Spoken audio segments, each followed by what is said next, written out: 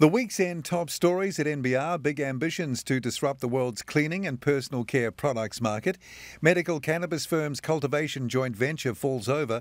The government to extend financial support for international aviation. And there's more coming right up. Kia ora and welcome to NBR This Week. We start with a wrap of the end of the week's top business stories from the authority in New Zealand business news since 1970, nbr.co.nz. Then we'll take a look back at the top NBR Today stories from the past week. I'm Paul Brennan. Thanks so much for watching. Marketer and founder of Lewis Road Creamery, Peter Cullinane, has thrown his weight behind a small business with big ambitions to disrupt the world's cleaning and personal care products market. Involvement in cleanery is Cullinane's first corporate involvement since Lewis Road was sold to Southern Pastures in October 2020. He joined the NBR's Dita Deboni. I think what I was really impressed by was the demonstration of the product's efficacy. And so then you get, for me, like a double whammy of it actually works. So first and foremost, it's a concept that actually produces really good results. And then secondly, we have the fact that it does it by saving, an enormous amount of waste. Peter Cullinane, who's thrown his weight behind cleanery, speaking with Dita Deboni there. NZX-listed medical cannabis firm CannaSouth's planned purchase of its cultivation joint venture has fallen over after it raised only $4.7 million of the $6 million needed to satisfy a condition. In early July, the medical cannabis company announced a capital raise of $6 million with the ability to accept $2 million in oversubscriptions, the funds from which would be used to buy out its two joint venture partners. But the money was also going to be used to keep the lights on until it can begin making wholesale deals. While the $1.03 million acquisition of the outstanding 40% shareholding in Midwest Pharmaceuticals was completed on July 31st, the agreement to purchase the half of CannaSouth cultivation it did not own from Kapiti Coast businessman Aaron Craig for $3.54 million was conditional on CannaSouth raising not less than $6 million by September 30th.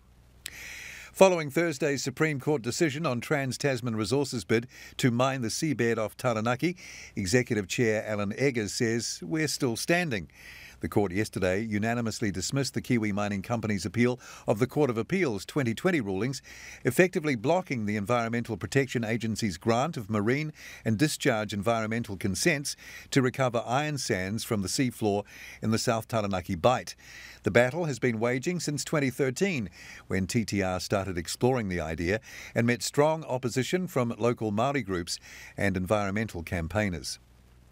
The government is extending its financial support for international aviation to ensure air freight continues to flow. The current scheme, which has previously been extended, was due to end on October 31st.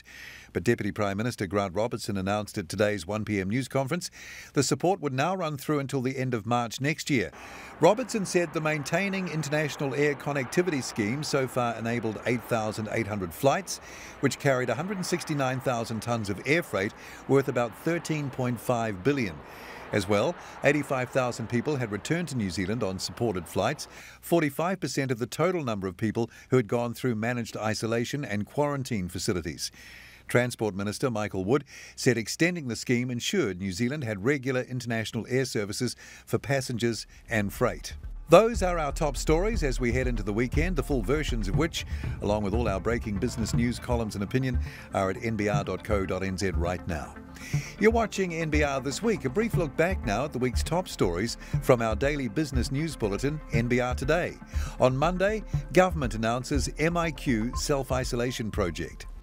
Prime Minister Jacinda Ardern has announced the details of a self-isolation pilot for businesses which would allow vaccinated workers to leave and return to New Zealand while self-isolating at home, not MIQ. 150 people will take part, including some government workers, between October and December. Expressions of interest open on Thursday. It's NBR This Week, the week's top stories from our daily video business news bulletin, NBR Today. From Tuesday, draft legislation fails to impress. The government's draft legislation detailing policy limiting the deductibility of interest costs on residential property investments today has failed to impress experts who have long held the changes will fail to have a meaningful impact on housing affordability. The deductibility changes come into effect on October 1st and will be phased in over 4 years, but with several proposed caveats. For investment properties acquired on or after March 27 this year, the interest deduction will cease from October 1st. For investment properties acquired before March 27 this year, interest deductibility will be gradually phased out from October 1st to March 31st, 2025. For new builds, the interest deduction will be allowed to continue. Today's announcement specified for the first time how long that would be, 20 years from the time the property's code compliance certificate is issued. New builds will also be subject to a 5-year bright line test rather than 10 years. This is NBR This Week, the past week's top 5 business stories from NBR Today. From Wednesday, a bitter falling out. A bitter falling out over 2 large Auckland housing developments has erupted into legal action on both sides of the Pacific, as well as complaints to the police and the Overseas Investment Office. The parties behind Manuka's Ormiston Rise and the Stubbs Farm project in Warkworth are variously accusing each other of backroom deals and land grabs. Meanwhile, the construction of 295 Kiwi-built houses at Ormiston has been delayed, with buyers yet to hear when their homes will be completed. Plans for Kiwi-built homes at Stubbs Farm have been canned completely because of the fracas. Both housing projects are backed by New York-based financier Arena Investors. Clint Webber, a property developer and former investor in the Stonewood Group, alongside the Chow brothers, says he was the consultant who put the deals together for Arena. But the relationship between Webber and the American lender fell apart in March, with Arena putting Ormiston Rise into receivership shortly after and launching legal action against Webber in the United States. It's NBR This Week, the top business stories from our daily video news bulletin, NBR Today. From Thursday, Trans-Tasman Resources Appeal dismissed. The Supreme Court has unanimously dismissed a Trans-Tasman Resources appeal over a 2018 High Court ruling effectively blocking its application to mine iron sands from the seabed off Taranaki. The High Court ruling followed an appeal by several fishing and environmental groups against the Environmental Protection Authority's decision to grant consents for the mining. It sought to extract up to 50 million tonnes of material a year, of which about 10% would be processed as iron ore for export and the remainder returned to the seabed. This is NBR This Week. Now we're up to Friday's top story. Anthony Simons is one of 150,000 New Zealanders covered by a class action against ASB and ANZ, which claims they failed to repay multi-millions of dollars to customers in interest and fees. He's taking part because he's lost all trust in the banks, he said. The opt-out class action has been filed in the High Court by Auckland lawyers Scott Russell and Davey Salmon QC and is backed by Australian-based litigation funder CASL and local funder LPF Group. Between 2015 and 2019, the banks broke consumer protection law by not refunding interest payment and fees after they had breached their disclosure obligations, the action claims. You've been watching our review of the week's top 5 NBR Today stories.